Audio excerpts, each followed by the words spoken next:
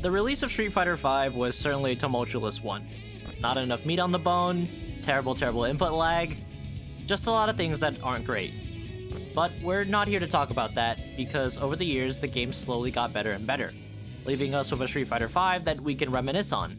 Street Fighter VI released in 2023, which actually wasn't what was originally planned. Due to all sorts of factors, we actually ended up with one more year of Street Fighter V. But thankfully, Street Fighter players weren't stuck playing the same game for another year, despite the way some may feel about that, and we got a whole new wave of content to go with it. Universal changes, new characters, and all the balance patches that come with a whole season. So I want to talk about this final unexpected season, the changes they made, and the state that Street Fighter V was laid to rest in. The big thing that came with the final season was a new universal mechanic. Airborne characters hit out of jump-altering moves now get put in a juggle state, making these moves riskier to attempt. This didn't affect everyone, but I was being misleading. The actual universal mechanic will be brought up after I talk about the first new character they brought back. The final season started off with a bang and a familiar character. The practitioner of the Psycho style, Dan Hibiki. Dan Hibiki, back after the ultimate improvement! I'm not going into depth with all 5 of the new characters, because I just don't have as much to say about 2 of them, but I do have thoughts on Dan. Despite being designed as a joke character, Dan in Street Fighter V was a real threat. He still has all the moves derived from the Ryu and Ken base of character, but he has some other things that really make him special.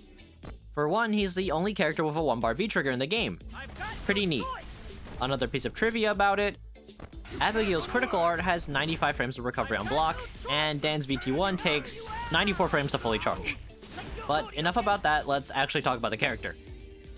His fireball is non-traditional. It doesn't go very far.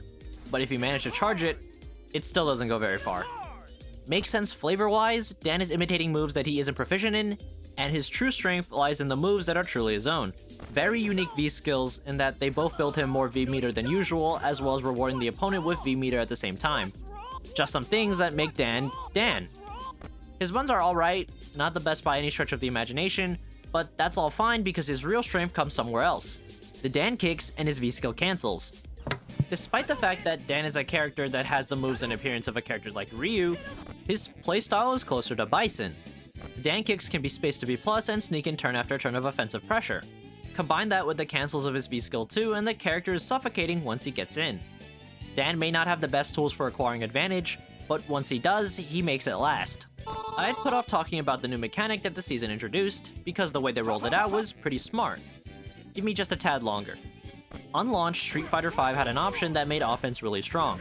The ability to follow up a throw with another throw. The advantage frames earned from landing one throw being enough to attempt another one. The throws could be considered to loop. Throw loop. Skill loop. But eventually they took it out. Took away advantage frames, which meant that you could threaten with a strike after a throw, but another throw will be stuffed by a button. Unless you're Fang. But once they took that out, defense was pretty strong in 5. The ability to take the throw and the initial layer of safety with the delay tech made it difficult to open people up. And to complement that, we got a new mechanic, the V-shift. Medium kick and heavy punch at the same time gives you a blue dash backwards. If it connected with a strike or a fireball, it refunded half a bar of V-gauge and gave a slowdown effect and gave you an opportunity to punish.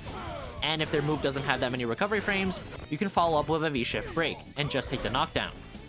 Punish heavies, get the knockdown for mediums, and be -2 and safe through lights. V-shift is an anti-strike option that was weak to throws. And unlike V-reversal, you didn't need to block a strike first to do it. And it's another anti-fireball option. V-shift had a lot of applications. The defensive floor got raised for everyone, another option to use. Chip was now harder to do, they can V-shift on reaction to the screen freeze. It also made dive kicks worse, you can just V-shift and punish. But the characters that suffered the most from the new mechanic was grapplers. V-shift just shut down high recovery command grabs, which meant that the grappler offensive game plan now had to implement normal throws just to account for the V-shift. Grapplers across the board were now weaker, which was certainly a controversial change. That mechanic. And Geef then lost throw invincibility on his EX SPD, so he couldn't have one option beat throw and the other beat everything else or something. But there's a reason I put this part after I talked about Dan. Dan's strength is his pressure, and the way to deal with it was V-shift. Dan's pressure relies on moves with heavy whiff recovery, and they're prone to getting punished with a well-timed V-shift. Same with V-reversal and Bison on launch. They introduce a character with a strength and a defensive mechanic that beats it. I think it was pretty clever. But anyway, back to Dan. What really made Dan stand out wasn't his oddities or his playstyle, but a certain combo that he was able to pull off on launch. Dan had an infinite, the fabled Danfinite. With a specific setup, because of the V-skill cancel, he's able to do an infinite, a combo that never ends, and kill you off of one conversion. Now, this isn't Icy's, it does take work to set it up, so it didn't make him too strong, but this was kind of nuts. And it even happened in a CPT match. Because of the way combo scaling works in Street Fighter, where every subsequent hit in a combo has its damage scaled down, these combos would last a very long time, where one person would just need to sit there and take it. Which is why I am happy to say the Danfinite was swiftly removed. And the way they removed it was very clever.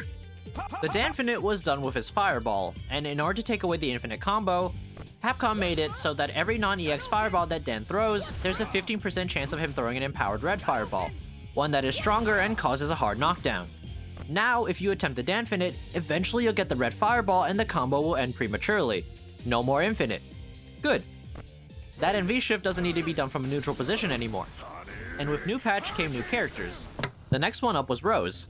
And when most players think about Rose, they think about one specific player, the French player Luffy.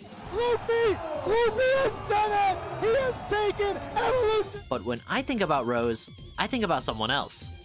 Your life literally is as valuable as a summer ant. Another zoner with very strong V-triggers, pretty alright character, but her reversal was weak to throws.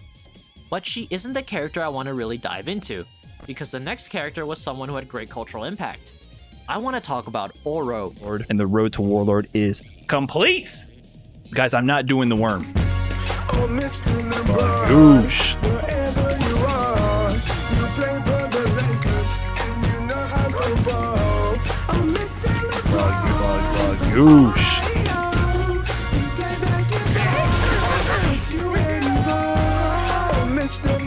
Oro is not a top tier, but he did come with one of the most exciting tools in the game. His V-trigger, the Tengu Stones. Activate and do the biggest, most insane combo you want and hit Warlord rank. You may think to just take the throw, but because of his hop he can throw in left-right, and with his V-skill he can throw in high-low. But the rest of his kit was a bit lacking. Not the best plus frames, and if you wanted his strong zoning you would have to give up his overhead. A character whose power budget was put mostly into his trigger. Not an awful character, but certainly not topping tier lists. This was then followed up with Akira, a guest character from rival schools? And with her trigger, she summoned in Daigo, no Umehara, but she played very similarly to Karen and Cammy. Strong footsie's character, but didn't make too big of a splash. She did have cool air combos though. But I've saved the best for last, the final character that blew everyone away and flipped the metagame of Street Fighter V on its head. The shape-shifting prototype, 11. 11 is an earlier version of 12, another weirdo character from Third Strike, and the way they play is very similar. 12 had long weak limbs and neutral control, and 11 is not a character. Despite having the toughest select animation, all he ends up being is a random select that also randomly selects your V system as well. A bit underwhelming and very disappointing. But the next character was actually someone who did shake up the meta. A little preview for what would happen in the upcoming Street Fighter 6. Now it's finally time to talk about Luke. So, you really want to go through the trouble? Fine. Now, I had already made a short about Luke a while ago, and my opinion on him hasn't really changed. But let's hit all the important points one more time. Luke is very strong. He has the damage of a character like Ryu, while also having the range and buttons of a character like Karin. The best of both worlds. Long buttons that move him forward, strong hit confirms, and a hit scan fireball seemingly designed to beat all the anti-fireball options in a game with a lot of anti-fireball. V-skill into EX Fireball gives him a very strong anti-delay tech option that left him with plus frames. Heavy kick after a throw gives him access to fake strike throw after a throw. And a V-trigger that regenerated over time, kind of like how the drive gauge regenerates in 6. Less plus frame buttons than most other characters, also the direction 6 was going in. His tools are good, but they aren't something like Aegis or EX Bingo, where he has something uniquely broken. They're just stronger versions of tools that other characters already have. He was good, really good, but as I explained in a previous video, I still think Dalsum was better. But what made Luke so unliked and what made Luke not healthy in the ecosystem of the metagame is that he just pushed so many other characters out. Not that he beat them too hard, because most of his matchups are either even or slight wins, it's just that there was no reason to play so many other characters when you could just play Luke. He did what they wanted to do, only better and easier. and that kinda sucks. Street Fighter V has a huge roster and a whole lot of them got invalidated by Luke, at least at the highest level of competition.